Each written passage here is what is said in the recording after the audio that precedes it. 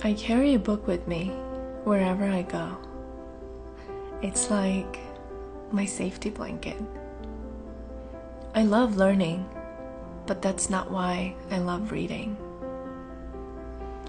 Reading makes me feel utterly close to my home far away.